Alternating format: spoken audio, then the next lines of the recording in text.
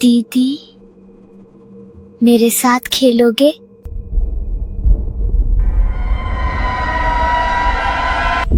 नमस्कार दोस्तों, मैं हूं आर्यन और आप सुन रहे हैं हॉरर पॉडकास्ट मेरे साथ।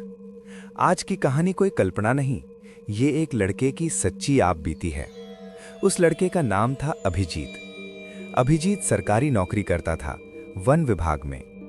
कुछ समय पहले उसकी शादी हुई थी एक सीधी साधी लड़की से, जिसका नाम था अनुष्का।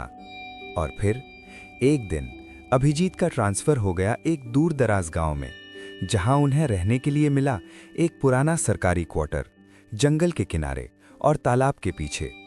वहीं से शुरू हुआ उनकी जिंदगी का सबसे डरावना सच।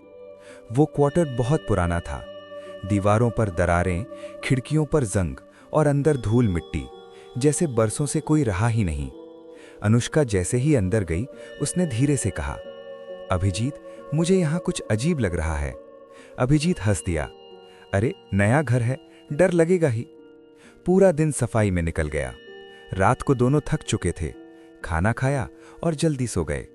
लेकिन ठीक रात के 12:13 पर अनुष्का की नींद टूट गई और तभी सीढ़ियों से आवाज आई, धीरे, 1, 2, 3, जैसे कोई छोटी बच्ची गिन रही हो। अनुष्का कांप गई। उसने ध्यान से सुना, लेकिन फिर सब शांत। वो सोचने लगी, शायद मेरा वहम होगा, और वो चुपचाप सो गई। सुबह अनुष्का ने अभिजीत को सब बताया। अभिजीत बोला, ये तुम्हारा वहम है अनुष्का, पुराना घर है, लकड़ी की आवाज होगी। लेकिन अनुष्का का मन नहीं माना। कुछ दिन बाद अभिजीत काम के सिलसिले में बाहर चला गया और अनुष्का घर में अकेली थी। उसे लगता जैसे कोई उसे देख रहा है। वो डर के मारे हनुमान चालीसा पढ़ती, लेकिन फिर भी कभी कभी वही आवाज, 1, 2, 3। एक दिन अनुष्का रसोई में काम कर रही थी। उसे लगा जैसे कोई पीछे बैठा है। वो पलटी और उसकी सांस रुक गई। सीढ़ियों पर एक छोटी बच्ची बैठी थी। उसके कपड़े गीले थे, बाल चेहरे पर, और वो मुस्कुरा रही थी। उसने कहा, दीदी, मेरे साथ खेलोगी? अनुष्का चीख पड़ी और अगले ही पल वहां कोई नहीं था। उस रात फिर से आवाज आई। अनुष्का ने साहस किया और सीढ़ियां चढ़ गई। वहां एक बंद दरवाजा था। उसने कांपते हाथों से दरवाजा खोला और अंदर चली गई।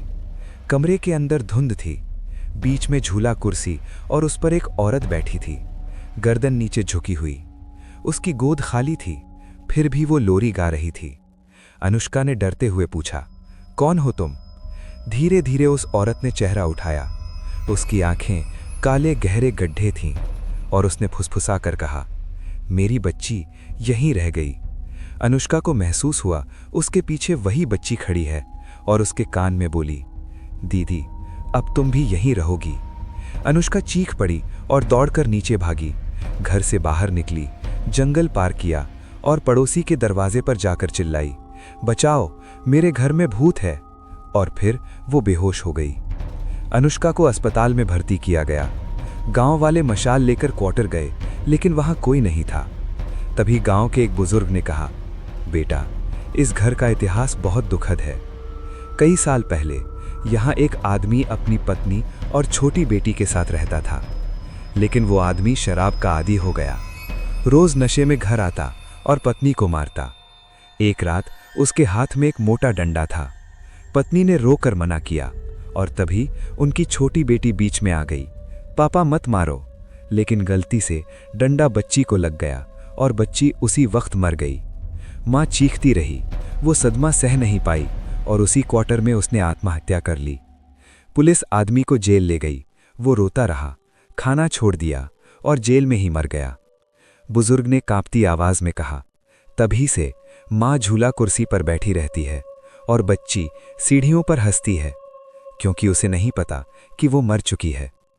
गांव वालों ने फैसला किया, हमें यहाँ शांति पूजा करवानी होगी।